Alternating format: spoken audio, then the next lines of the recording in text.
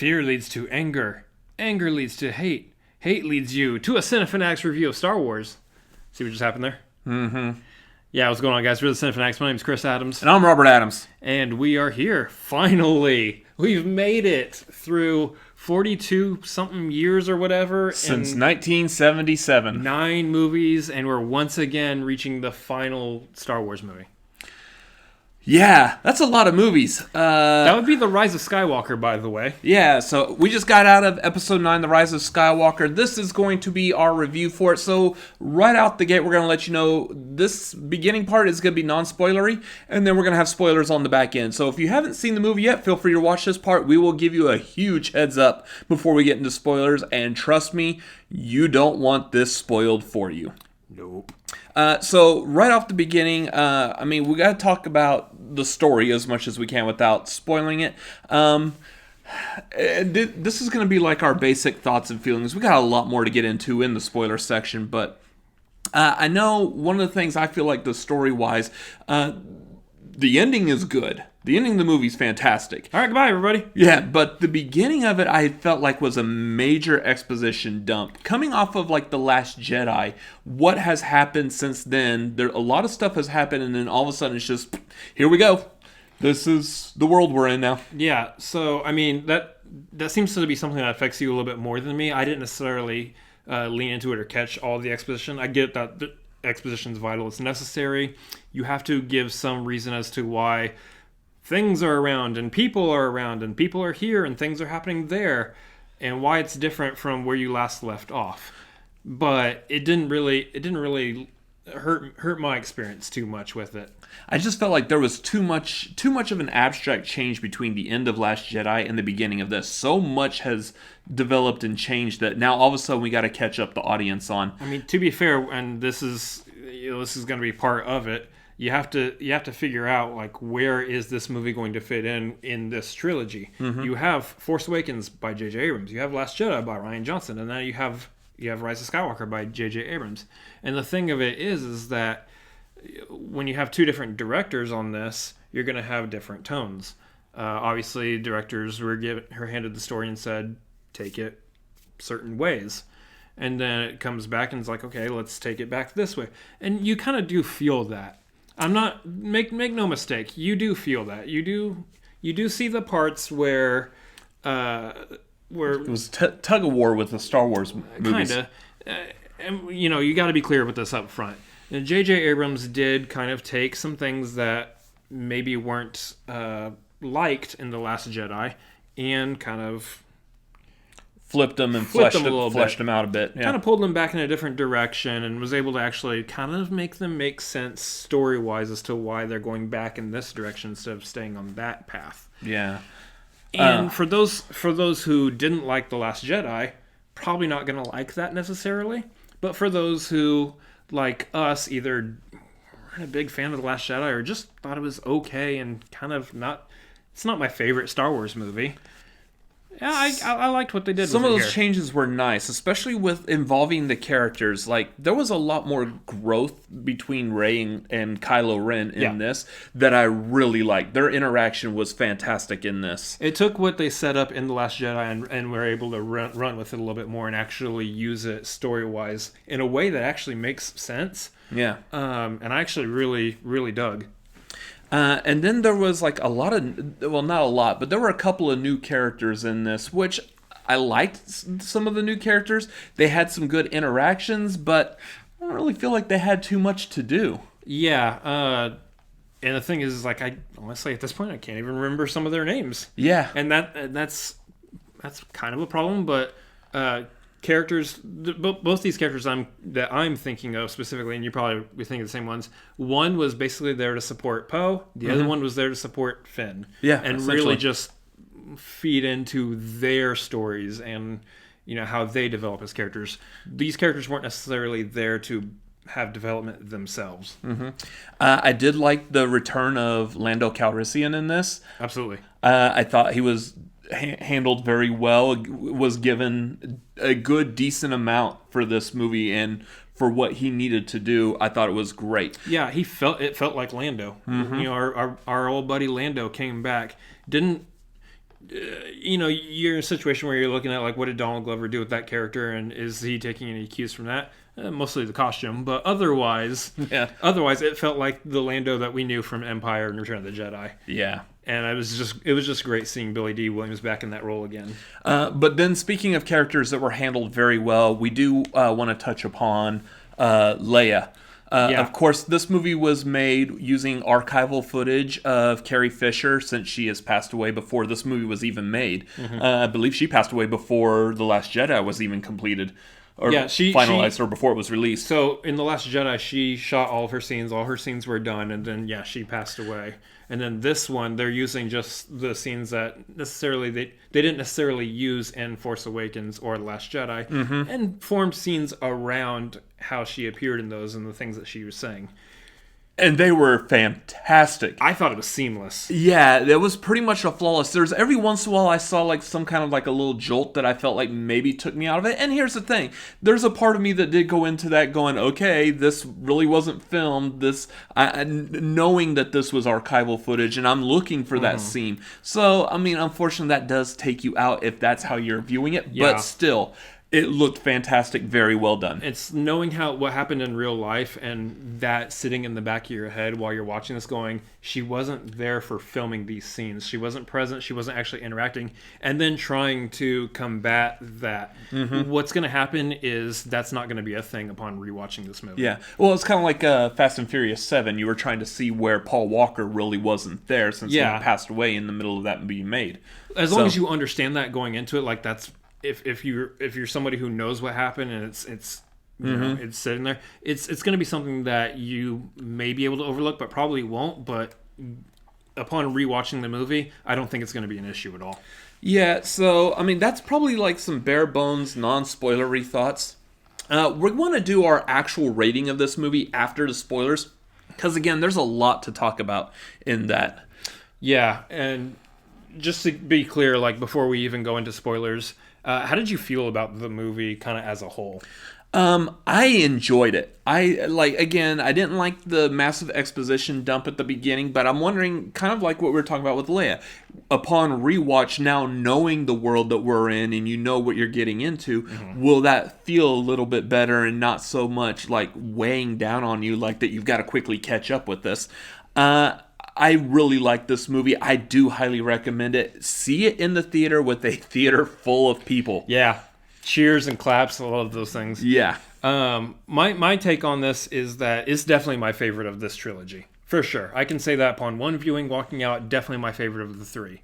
I think it did a lot that really brought me as a feeling of this is fun. This is a fun adventure. I like what's happening. It feels like a complete Star Wars tale, which is what I'm looking for in this movie. Is it the best Star Wars movie? No, not the best Star Wars movie for sure. Does it feel good? Does it feel like it's completing the saga? Yeah, I think it feels like it's a good completion to the saga. There's definitely some stuff I wanted to see, and we might probably touch on that in the spoilers here. But for the most part, I think this movie does do a good job of doing a good, solid wrap-up. And at the end of the spoilers, I'll touch on how I feel about this movie in relation to now having seen all three movies in the trilogy. Okay, so that's going to do it for our non-spoilers. We're about to get into spoilers. We will see you back here in just a second. Spoilers coming.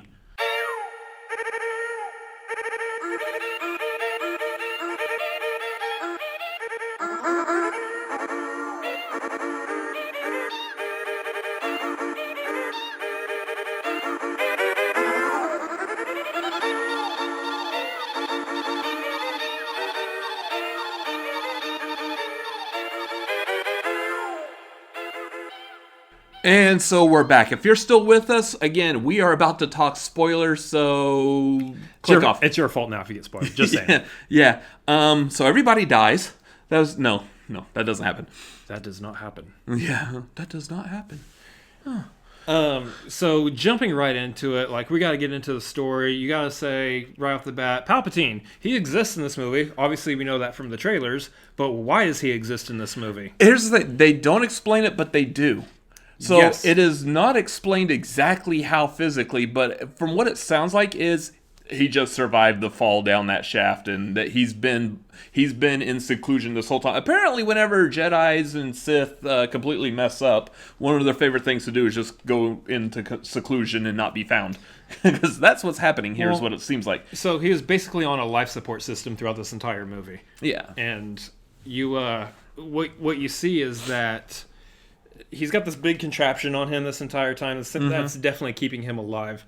So you have to wonder that with the Sith power that's now rolling through him, that's how he's still alive. That's how he survived that fall into the shaft and the explosion of the Death Star, which makes no sense, but whatever it happened, you just have to understand the lore of the Force. It happened. Yeah, and apparently he's been pulling strings for everything that's been happening. So while we didn't really get a reason as to how the First Order has risen to power since the end of Return of the Jedi, that's kind of, I guess, your explanation without like full, like real backing behind it, is Palpatine has just rebuilt since he died. Your movie explanation. I know like it goes into it in comics and novelizations and whatnot, and that's something too. But you look at the different aspects of how he got the First Order into power, including one of our big questions is Snoke. So what was Snoke? What was Snoke? And here's what we were talking about in the non-spoiler, like J.J. Abrams kind of like redoing. Yeah. I'm wondering if Palpatine really was meant to be more of a presence in the second movie, and Rian Johnson is just like, nah, get him out of there. I want Snoke to be like the main thing, just because I want that dynamic. And then I want to kill him. Of Kylo killing Snoke. But that's one of the things for me. I feel like that if they had brought back Palpatine, like maybe at the end of The Last Jedi, kind of hinted that he is still there and he's controlling everything, maybe like his presence in this movie would have been more profound for me. Yeah, I think they definitely need to do more with him. But I mean, in regards to Snoke, so it turns out he's like basically a clone. Like Palpatine created Snoke. He had Snoke's floating in this tank over here, which is a really weird thing. But at the same time, like you see him like using his Sith power through Snoke. So Snoke was just a tool of Palpatine, essentially. Puppet, yeah, mouthpiece. Which makes sense. Yeah, but it's that Palpatine exists still. That's a part of that major exposition dump that I was talking about in the non-spoiler. That all of a sudden Palpatine's out there, he's sending out transmissions, and now everyone's got to catch up and find Palpatine And he's trying to reestablish his empire, essentially, with the Last Order, or the Final Order. But his whole goal at this point is to lure Rey in because, whoop, surprise, Rey's a Palpatine. Yeah, I mean, we knew that Rey had to be connected to someone somewhere, somehow. And once again, that's going back to what Rian Johnson did versus what J.J. Abrams is doing, where Rian Johnson established your parents were nobody. Well, they were nobody because they wanted to be nobody, because they were... it was the son of Palpatine. Which is a really interesting concept to me, because when did Palpatine have a lover or a wife or whoever? Here's the thing, Palpatine was just straight up evil. He may not have had a lover or a wife or whatever. It's still in question as to whether or not he was the one, I guess, that even created Anakin to begin with, so maybe he just created a new life. Who knows? But what you have here is that Rey is the granddaughter of Palpatine, which is a really interesting direction to take that, because that gives some finalization as to who Rey is. And why she's so important. And why she's so powerful. Why she's had power this entire time. And you see a lot of her power on display, too, especially that moment where she uses the Force lightning in battle, essentially, with Kylo, which was a crazy moment. Yeah. Again, a theater full of people is a fantastic place to watch this, because you hear all the gasps and, like, everyone just, like, was just impressed by that happening. But, yeah, no, I really enjoyed Rey's story here because of where they took her and what they did with her. She was basically supposed to, according to Palpatine, kill him, and so that she would be the embodiment, essentially, of all Sith and rule over the galaxy with this final order. Really interesting concept, and it really makes you kind of want to do a little bit more of a deep dive into Sith lore and how all of that works. That's the path to the dark side. I don't recommend that too much. Yeah. Anyway, and then just that whole bit with like all the Jedi coming into, like, while Palpatine is the embodiment of all Sith, she became the embodiment of all the Jedi. And you hear all the voices of the past Jedi kind of bring things full circle, tying it back to the prequels, the original trilogy, and everything, where you get Obi-Wan, you get Yoda, You get, I think Luke and Leia were both in there. You got both Obi-Wans too, because I heard both Ewan McGregor and Alec Guinness in there. Both of their voices were pretty distinct, even though they do sound a lot like. You even get Mace Windu and Qui-Gon Jinn, which is a great touch.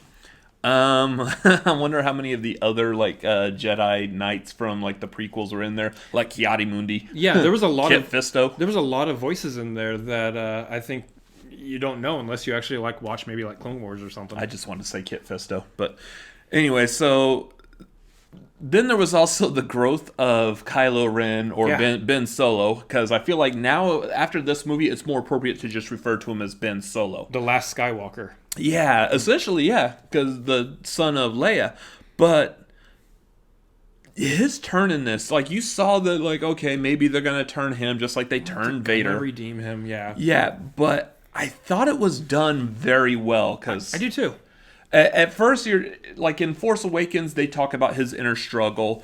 And then in The Last Jedi, he still has that little bit of inner struggle, and you think maybe he's going to overpower it by killing Snoke, but he still wants to be evil. Yeah. And then this one, we actually do see he really does have that inner struggle, and it actually meant something. I like how they did it here, because they did the juxtaposition with him seeing his father again, Han coming back, and kind of having that same positioning of when he killed Han.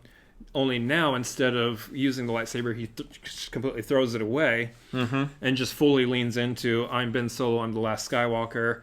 I'm gonna lean into the light. This is what I should have been doing the entire time.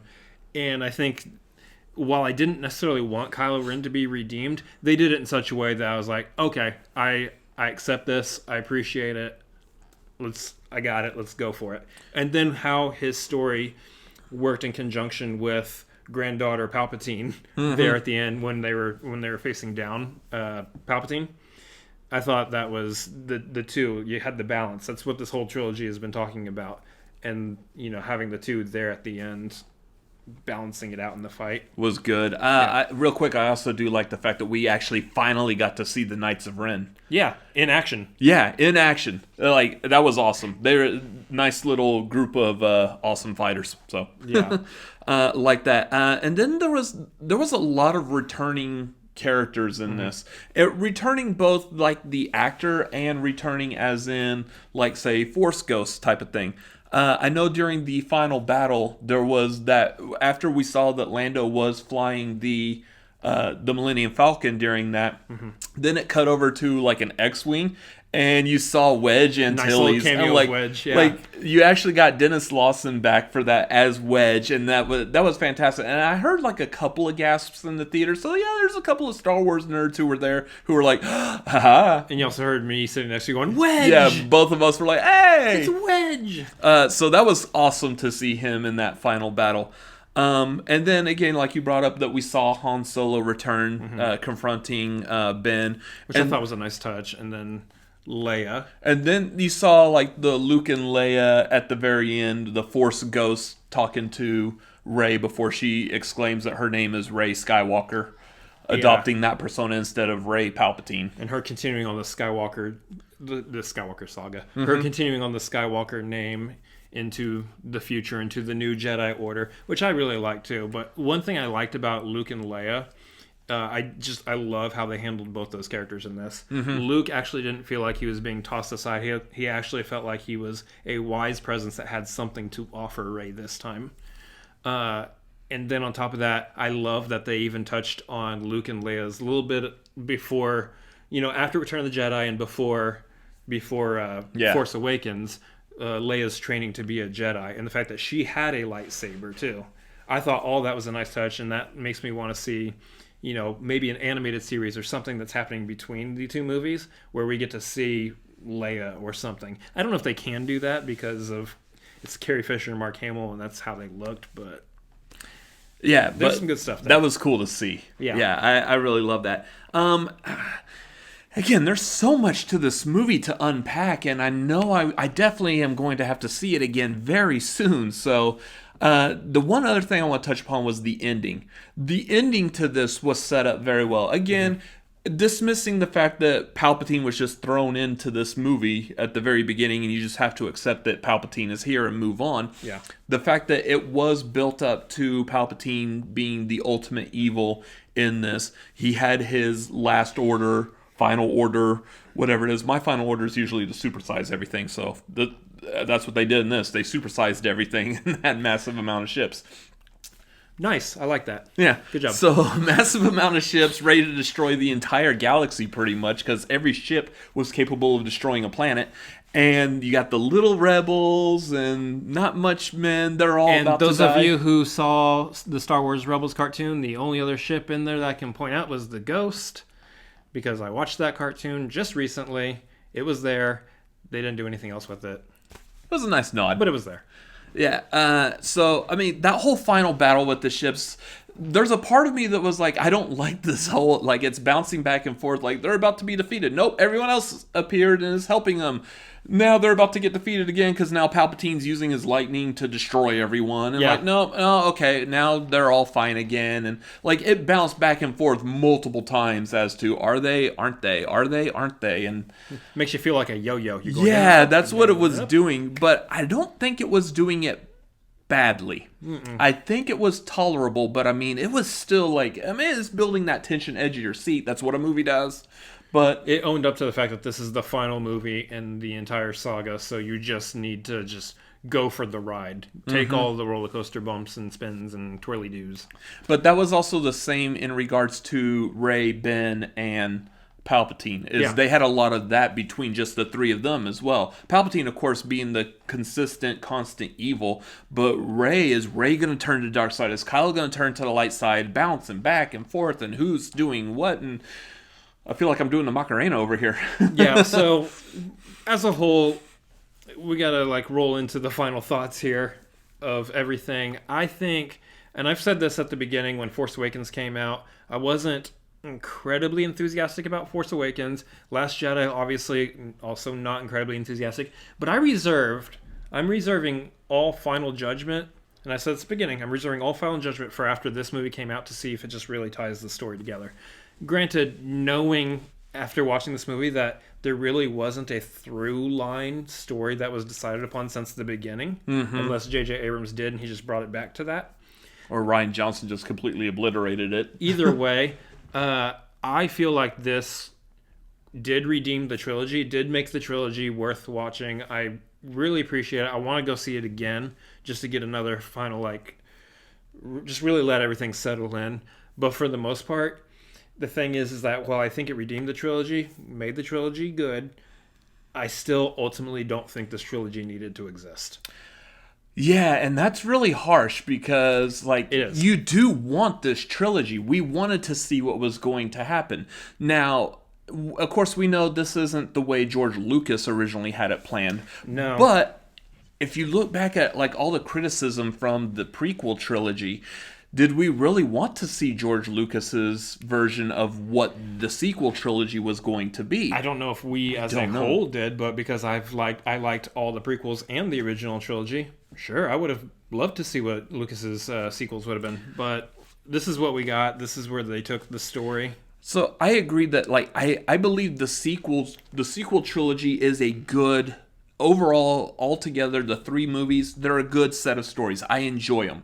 I'm not a big fan of The Last Jedi, and yeah, I kind of agree with the general public that Force Awakens is seemingly a copycat of A New Hope, but the three movies together are good movies to watch. They're entertaining. I will rewatch them all over and over and over again, just like I've done with like the prequel trilogy. And in my opinion, I actually do kind of like this. I would say the sequel trilogy right now more than the prequels, even though I loved Revenge of the Sith. But the question I have is, how do you feel this movie is as the actual ending to the entire Skywalker saga? As far as like wrapping up the entire Skywalker saga, I like it. I appreciate it. I think they did a good job doing that. They did, because they touched back on some things from the prequels and more things from the original trilogy, including like Luke's home, going back to Tatooine. I think as a whole, it did a good job, giving some nice finality to a lot of that stuff. But I say that with trepidation because while I liked it, I enjoyed it, I also think that the storyline was good and wrapped up after Return of the Jedi too. And they could have left it with the Empire's defeated, the Republic comes to power, and there's peace in the galaxy again. Yeah. They could have done that after Return of the Jedi. So you have to go from the standpoint of, we have this trilogy now. What do you think? You think it wrapped up well? With the fact that we have this trilogy, yes, I think it wrapped up well.